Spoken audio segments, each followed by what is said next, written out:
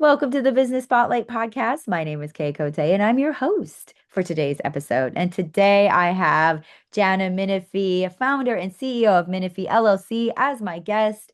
We're going to be learning about her business, her journey to business ownership, best practices, and challenges that she's faced to give you that inside look to what it's like to build and operate a business. Welcome, Jana. So great to meet you. Thanks for being on the show. Thank you, Kate. I really appreciate you bringing me on today. I've been looking forward to this all day. It's been my highlight of my day. Wonderful. Well, I am looking forward to it too. So before we get into all things business, I would love to share with the audience a little bit about you. So take us back as far as you'd like and share a bit about yourself. Um, People seem to be very interested in how I really got into the entrepreneurial world. But as you can see from my all the alphabet soup behind my name, one of it includes a PhD. So I got my undergraduate degree was in accounting, but my PhD was in production and operations management. And my first job outside of the university was at Texas Tech and love Texas Tech. Absolutely love Texas Tech. Lubbock, not so much. Being a young woman in Lubbock, I was so afraid that, I was going to be stuck in Lubbock the rest of my life. And so I think as I look back now, I think that was the impetus. But back, uh, I went on vacation. Boy, I hate to say the year, but I'm going to do it anyway. It was back in 1986. I went on vacation from Lubbock to Clearwater Beach, Florida. And while I was on vacation, I saw a restaurant for sale and I bought it. Um, and for anybody that knows anything about business, the worst business you can buy It's is a a restaurant. restaurant business. Okay, so this comes from somebody who doesn't cook. Um, I am not a cook. I'm a horrible cook. You can ask my husband about that. Yeah, he's just learned to accept the fact that he's the better cook.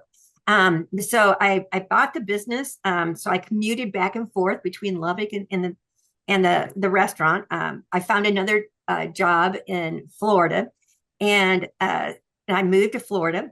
And about 6 months after I bought the restaurant, I was considering changing the restaurant into a deli because I was thinking I'm going to change this into a deli and then I'm going to franchise it. Um, but this is what I'm going to do. I really want to start a franchise. And this guy came in and offered me more than twice what I bought the restaurant for. And I was like, so I think I'm done with the restaurant business. So I got out of it, but that's how I got into the entrepreneurial spirit. So I left after that. I my parents lived in South Carolina, so I stayed in Florida because a while because my mother had back surgery, and back then back surgery was very invasive. So I was able to go out and take care of her. And then when she was well enough, I moved to Austin, Texas, and I've been here ever since 1987. Oh my gosh, that's probably the coolest business origin story I have heard yet. And I've done over 200 of these. So, I know. I love Crazy goes on vacation, buys a restaurant, right? No. that is funny. Well, and magical things happen in Florida. We'll get into Yeah, I that later, guess. but okay. So you the entrepreneurial bug bit you. Now, Mhm. tell me about what you are currently doing. It's a two-part question. So tell me about Minifee and then tell me about how the restaurant experience has impacted that. Oh, that's a really good question. Oh, that's really good, Kate. I like how you're thinking. Okay, so Menifee LLC is sort of like a culmination of the last 40 years of my life. I've been working with startups. I've been working in the consulting area. I have been working in education. I work in the entrepreneurship space. I work with helping researchers commercialize IP, intellectual property, patents specifically, not trademarks or copyrights. And I've been helping doing that. And so I've been on the business model side, helping people grow and start their businesses. Um, Kind of like a little bit about like how Andy has does that at Action Coach does it, but it's a little bit different. So I got into business valuations because it sort of brought everything, all my experience. I love financials. I love understanding businesses. I love to understand how businesses work and what it takes to make it grow and what's going on with it. And my business valuation, I get to do all of that at one place. And I love doing that because I'm able to look at businesses as an owner because I've worn all the hats in a business. Even at the restaurant, I did some of the cooking. I'm just so grateful nobody got sick. Um, at least I hope they did. If they did, they didn't come back to tell me about it. But anyway, so I learned a lot from the restaurant that I now use even today. And that is something you're going to hear over and over and over again, standard operating procedures. In a restaurant, especially in a restaurant, but in all businesses, you want to have it at standard operating procedures that everybody is working on the same page, doing it the same way. So every customer experience is the same. When someone comes in to get an ice cream cone, it's 4 ounces. And I don't care if the girls come in with just pasties on, guys. It's 4 ounces. Scoop 4 ounces. It's the same. I don't care how the girls look when they come in from the beach. But that, yeah. And so when you serve a hamburger or a hot dog or whatever you're serving somebody, it's got to be the same. It's got to be the same experience. And delegating, you have to learn how to delegate. And I'm trying to grow my business. We've already started this year. We're already on track to triple our revenue from last year. But you have to have these things in place, the standard operating procedures. I have to have a CRM in place so that I can monitor what's going on. I have to mechanize it. So automate as much as I possibly can. But that's a lot of what I brought from the restaurant was just to clean things up, always be nice to people, uh, do your best and be consistent in whatever you do. If I have a bad day and I'm going into the restaurant, I still have to smile. I still have to be nice to everybody. And if someone's having a bad day, I want to have empathy for them, right? I want to be there for them. So, yeah, there was a lot from the restaurant that I still use today, which is amazing. No one's ever asked me that question, Kate. I can't believe it. That's so great. What a wonderful question. Thank you. Well, what a wonderful answer. I just love like the realness of it. Okay, so moving into Minifee now. Now okay, what year was it you founded Minifee? All right, so it's a two-part story. My business partner Bill Thompson and I started this business March 2020. Oh, good How time to was start a business. Oh my gosh. Yeah, we started March of 2020. okay, now how Yeah, was that experience for yeah. you? I mean, we took right off. We stayed at zero all year long. Yeah. I mean, there was no networking. There was no way of getting out and really starting. You can't really advertise those services because people have to get to know us, right? Before they're going to use us. So that did not work out as well. So Bill and I did that for like 3 years. And then he had the opportunity to go back to be the associate director of the SBDC. And that's really where his heart belonged. He just really likes it. We're still the best of friends. I mean, we've worked together for over 13, it's at least 14 years now. We still work together on things, on projects, just because we're so like minded. We just complement each other. We're great partners. And I'm really hoping, and Bill, if you're listening, you're coming back someday. And then what happened when he went back to the SBDC, all the members of my team said, we hate the name. And I go, how could you hate the name? It's SSV Consultants. What a fabulous name. And everyone goes, we don't know what the SSV stands for. I tell you all the time what it stands for. And it doesn't matter. They could still not remember. They go, we don't like it. We want to change the name. And I said, what do you want to change the name to? Because if we're going to do it, we do it now while Bill is separating Bill and we'll come up with the new. And they go, Minifee LLC. And I was like, no, we're not doing that. No, no, no, no, no, no, no, no. I don't want this under my name. I like the idea of hiding under a name that's not me. But we did it. Every insecurity that I ever had in my life came up to the forefront after I started going up, going, it's Minifee LLC. And it's like, who's that? Oh, that's me. You know, it's just like, oh, but so I've been doing this probably under Minifee LLC for at least 2 years now. So that'd be about right, right? Yeah, that'd be right. 2 years because Bill was there, what, 6 years now? Yeah. Okay. Okay. Incredible. Okay, so that's how the Yeah. name came about. Now, tell me about the current structure of the business. How many employees do you currently have? And do you have a board of directors or anybody else that's a part of your team? Um, I have an advisory board, and Bill Thompson is on that advisory board because I would not do this without him. Because I really appreciate his insight. So I have like an advisory board. I don't have a board of directors, but I do have an advisory board of trusted professionals that I always bounce ideas off of what's going on. In terms of employees, I just recently hired my first W-2. I have um, one, so I have a web designer, I have a personal assistant, and I have another CVA that works for me. And those three are all 1099 employees. And then I just hired an MBA student, and she's a W-2 employee. So I hired my first W-2 employee a couple of weeks ago. So we're growing. And then hopefully Bill will come back in the fall. And if not, I'm going to have to hire another CVA because we're growing so fast.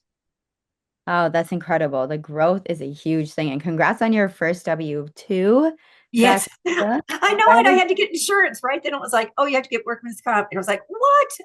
What are all they the going to get? things. Carpal tunnel in on their hands from checking all my emails all day? I don't know. I mean, from putting Because numbers in Excel file, they're going to, what? They might break a nail. I mean, yeah. So oh, so you have one employee now. You are now I have three employees, three four employees. employees. I have four Four. employees. I have three that are 1099, and I have one that's a W-2. Okay, okay, incredible. Now, let me ask you this. Where do you see your company growing to in the next, like, say, 1 to 3 years? Um, right now, I'm really hoping that I can grow to have at least, well, in 2 years, I want to have probably four CVAs working under me, at least four, if not more. Because I've really been expanding the business into other areas. My initial area that when it was just me, pretty much just me doing all the work, doing that before it was just the web designer and myself and another person that would do my proofreading and my reports. There used to be just three of us. And so when I did it like that, the revenue stream that I had, I focused on divorce and litigation. That's all I focused on. But now, then last summer, I made the conscious decision that I wanted to grow the business. I know I can do it. I've done it before. I've done it with other businesses. I've done it with other projects that I've done. I know, and I've done it with clients. So I know it needs to be done. So I spent most of last year, the summer and fall, just getting all the standard operating procedures in place, the CRM set up, getting hiring my assistant to help run the CRM, and then also getting the website changed because I really want to expand it. And so that's really what's been going on now. Is that now I'm getting a lot more estates, I'm getting a lot more partnership, uh, divorces, but not marriage divorce, but partnership. Where they don't get along anymore. Getting a lot of that. Um, and some quality of earnings. I've been working on that as well. So I've been getting those types of jobs. So I really expanded where my revenue streams are coming in from just being the divorce space. And so that's really been growing. So I expect that to continue to grow. It'll also get rid of some of the seasonality because with divorce is very seasonal. Um, right? The family spends the holidays together in December, and they go, "Oh, I don't want to go through another Christmas with this man or this woman." And in Is January, that what happens? they go visit the lawyer, and in February they get me involved if there's a business. Okay, okay. Now that okay, that makes a lot of sense. So time-wise. Okay. Um, okay, so spinning off of that question, now we talked about the 1 to 3 years. I want to learn about your challenges as a business owner. What is something you're currently challenged with, and what are you do to, or what are you doing to get through that? I think my greatest challenge right now is just making sure that we're consistent, because now that we just brought on a new employee, um, it's getting her acclimated to the way that we do things. Because not everybody works at the same time. With my 1099s, they work independently. I can't tell them what time to work, right? Mhm. And so they don't all work at the same time. And so what happens there is just trying to make sure we have all this communication between all of us. Because Gladys, who's awesome, I love Gladys. Gladys is a great assistant. But she's been working on trying to do changes to the web. And so she has to really communicate with my web designer. Well, my web designer, he also does this really cool thing where he puts cameras in dens of animals around the world. Now that's who you need to have on. Okay, I'll send you his information later. Yes, we 'Cause take referrals. I would love that. yeah. Oh, you just because, oh, I'm sure your audience would love to go and see, like, the little babies and I don't know, the owls and Love whatever. He has it. some that are underwater, Oh, cool. yeah. So heck, he goes all over the world to do that. Alaska, South America, Australia, everywhere. So we have some of that. And then just because some of their duties overlap with Susanna, who Susanna works for me in the afternoons, and making sure that they're communicating with each other about what they're doing, so that I still get the information I need, but some of it is still kind of falling through the cracks yet. So we're still trying to get that groove going between all of us. But it's only been a short time, so I think it's going to take time for all that to happen. And another problem is that I get booked back to back all day long. So them getting me corralled, it's more of them trying to get me so that we can all talk together. It has to get done. So that's probably my biggest challenge, is just trying to make sure that my team is always communicating well together now that we just brought out a new person, and making sure everybody understands how everybody works together. That's a really golden nugget of this conversation is team is a huge part and like building out the well-oiled machine sometimes Mm-hmm. takes some time, especially when you have a new addition to your team or a new way you run things. And so tell me about the biggest hurdles that you've had with just, onboarding or communication within the team. Yeah, my team is all international, which is really amazing. I don't know how that happened, um, but everybody is international. Their native language is not English. So that is a beautiful dialect. So I love that. I love that their first language is not English. I love how they look at things, differently. I love how that's a challenge, but it's also an opportunity, right? Because it gives us an opportunity to look at things differently. So trying to get everybody to communicate uh, it is difficult, especially when they're all working in different time zones. Um, so like Gladys, when I'm working with her, it's usually midnight where she is. Well, who knows where Drake is most of the time, so I don't know what time zone he's in. Anshul, who is a CVA that works with me, he's in India. Um, and so how did I find these people? Like Anshul, he found me on LinkedIn. He just got a CVA. I guess he saw that I had a CVA, and so he asked to meet with me. And he said that he wanted to work for me. And I'm like, I'm trying to grow, so maybe I should consider this. And so I gave him some work to do. And it came back excellent. It was like, this is awesome. And Yeah. then Gladdy, I found through a connection of somebody in San Antonio. Um, Susanna, I found through Bill because she had an internship at the SBDC and did a great, fabulous job. Drake used to be a client, and then uh, now he works for me. So I used to help him when he was first developing his business. He was in Costa Rica at that time, building a web design business. And then all of a sudden I was like, I need a web design. So then I hired him to be with me. That wasn't your question, though, was it? That's where I just happened to go down this road. I just went down a whole different road than what you were asking. So, Kate, it's okay for you to say, back on track, back in your lane, get back over here, back over here. So yeah, so okay, so what's the biggest, it was the biggest challenge in communications with your team since they are dispersed all over. Yeah, and it is. I mean, because we email, we do almost everything through email and WhatsApp, um, the app, and so yeah, it's just a matter of keeping up. And I'm probably the worst person of the group, because for some reason I think my phone should just be a paperweight.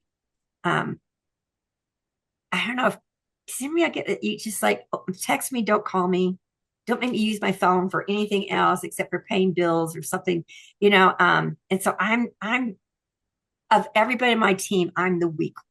There's just no doubt about it. It's me. In fact, my business phone I had to give to Susanna. And she said, I'm taking your business phone because you never check it. And it was like, and I said, well, I could put my business phone number on my personal phone. And she's like, you have 72 voicemails. You're not checking your phone. so so I'm actually on Monday, yesterday I gave it to her. So now she is checking my phone, business phone. Good. At least like, okay, so that's awesome. That's a good mitigation or yeah, to mitigate that. But I really appreciate this conversation. You have been a joy to talk to. It sounds like, just like all businesses, you're working through the challenges, you're making things happen. And now I want to go into a fun part of the Q&A called our rapid fire, which I will be asking you 4 questions and just answer very top of mind. Okay, I'll do that. All right. Question number 1 is what is the key to success for you? Passion. Love that. I think passion. I love what I do. I love talking with people about what I do. I love talking about it. I mean, my partner Bill and I, we get together. That's all we do is talk about work. In fact, we try to get our spouses to go to dinner with us one night, and they did, and they said, "Never again. All you guys do is talk about work."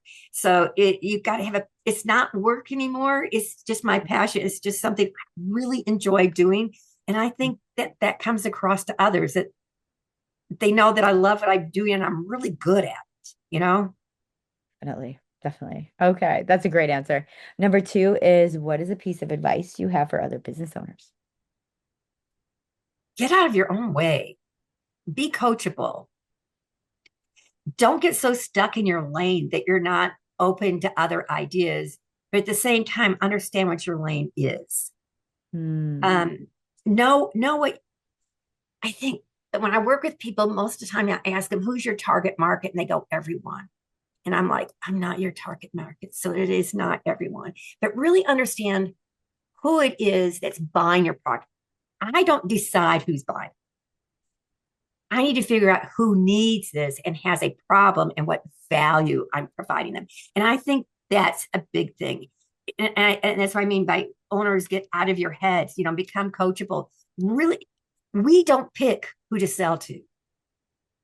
They decide who wants to buy us. And we need to understand that and who those people are. And so that we can go out and market to them and put ourselves in front of them. That's a really good point. I really like that question or that answer to that question. Number 3, this is a fun one. So what is a book or a podcast or a article, just anything that's resonated with you recently?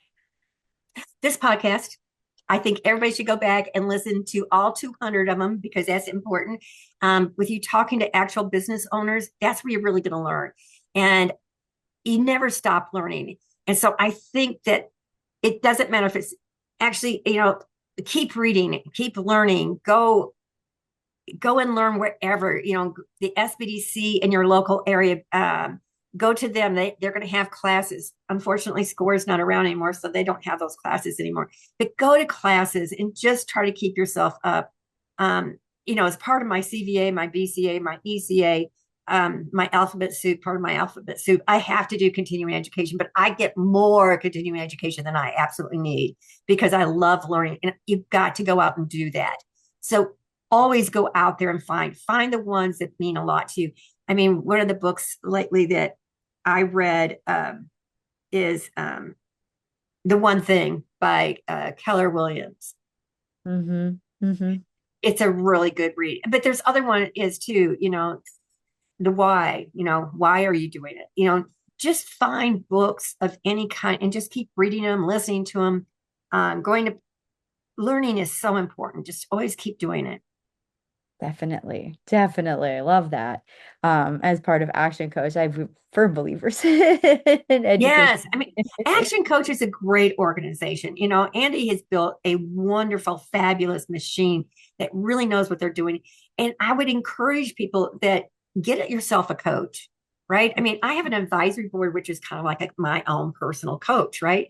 And if you don't have someone, get someone like Action Coach to come help you. Um, because you can't do it alone. Do not try to start your business alone. It takes just like it takes a community to raise a child, it takes a community to start a business.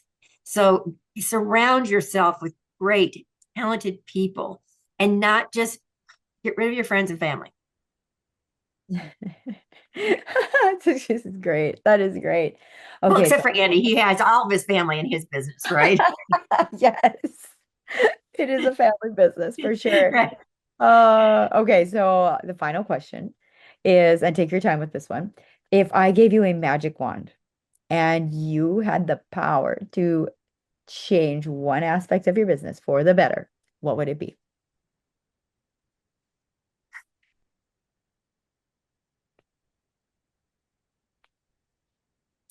Oh, the first thought that came to mind, I'm going and I'm arguing with myself in my head. I mean, you probably see all these voices up here, right? They're just yelling at each other. And the one thing I'd want to change, I think, is right now I work from home and I love working from home, is that have an actual office Mm, somewhere. that's incredible. So somewhat of an expansion to a brick and mortar, possibly. Yes, yes. Because I think that would be really good to do something like that, even if it's a co-working space. Um, but that would require me to do some research besides just going into AI and saying, where's a good co-working space for me? Yes, you got to test the water with some of those. Like, Right. Yeah. make sure it feels fits the vibe. Right. Yes. Well, Jana, this was a wonderful conversation. Before we get to our final question today, how can people connect with you and your business online? I'm just Minifee LLC, MINIF as in Frank, IE LLC.com. Or LinkedIn, look up Jana Minifee. I don't think there's too many of us out there, but also on LinkedIn. But yes, we have a website. Currently, really improving it. Gladdy and Drake are doing a great job of improving it and really bringing it up to speed. So that's probably the easiest way of finding me. Wonderful. Well, thank you. And for our final question today, what is most inspiring to you today? Oh, I've got to tell you. So today I've been at two networking events, and I think what inspires me the most is being around other people that love what they're doing. Um, but that's what's the inspiration today. I mean, this morning being around a group of people, and they are all talking about how each other were helping each other, and how they might have had a question, so they talked to a lawyer in the group, and they had an answer for them, and just listening to other people love and grow and doing a great job. And then I found out in this meeting today, there was a guest there that was from Houston, and I mentioned something about my next client that I'm meeting with tomorrow. And he turned to me and looked at me and goes, I'm on that client too. And so it was just like, oh my gosh, I get to work with CT. I was just like, I get to work with you. I didn't even know it, because I didn't know who all was going to be in on the call of work because it's a pretty major client. And so I'm the evaluator and there's a wealth manager and there's like two or three lawyers involved in this project. So there's a group of people. And it's just to find out that somebody who I just really admire that I get to work with, on this project, I'm just so excited about it. So it's just being around other people inspire me so much. I enjoy that. And Oh, to you, Kate, you've been awesome today. Just the questions you're asking, the thoughtfulness that you have, you're really listening. And that's something more of us need to do, right? Is learn how to listen more. And you've done a great job of that because you were listening and you heard what I was saying. And you found ways of taking what I was saying and turning it into a question that met your needs. And wow, that's to me is inspiring too, that you're so attentive and so smart that way. Good for you. thank you. Thank you. Oh my gosh, Jana, this has been a joy. Thank you so much for just sharing your journey with me and through all the smiles today too. This is one of the fun episodes I've ever done. So thank you Oh, for bringing yourself to this podcast. oh, well, thank you, Kate, for having me. I really had fun today. So thank you so much.